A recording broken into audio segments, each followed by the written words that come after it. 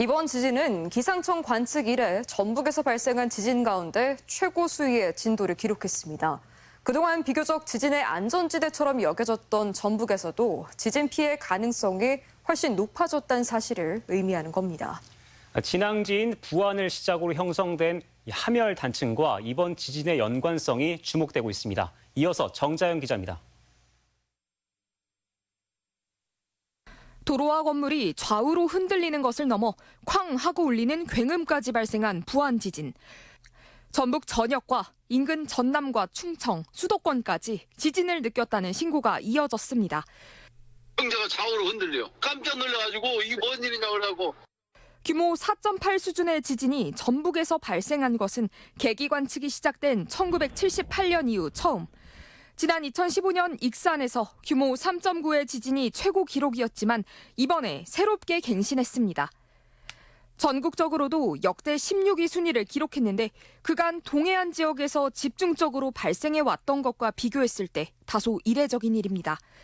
기상청은 이번 부안 지진을 주양이동 단층 운동으로 인해 발생했다고 분석했습니다. 즉, 단층이 동쪽에서 서쪽으로 수평으로 이동하다가 나타난 지진이라는 말입니다. 보통 지진은 단층이 어긋나거나 끊어지는 것으로 이번 부안 지진은 단층이 수평으로 이동한 것으로 분석되며 이번 지진의 정확한 발생 위치는 부안군 남남서쪽 4km, 이제껏 규모 4.0 이상의 지진이 발생하지 않았던 지역입니다. 하지만 최근 부안부터 충남 부여까지 이어지는 함열단층의 지진 가능성이 대두된 바 있고 관련 연구도 진행되고 있습니다.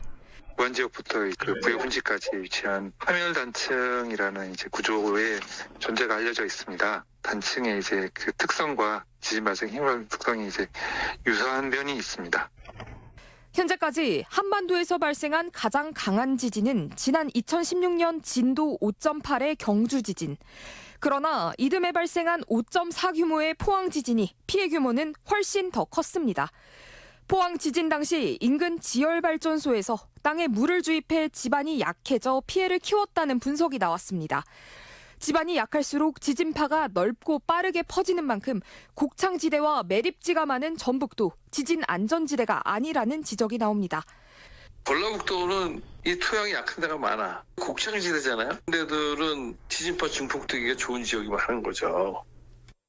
동해안 지역에 비해 비교적 지진 발생에서 안전하다고 생각해왔던 전북 지역.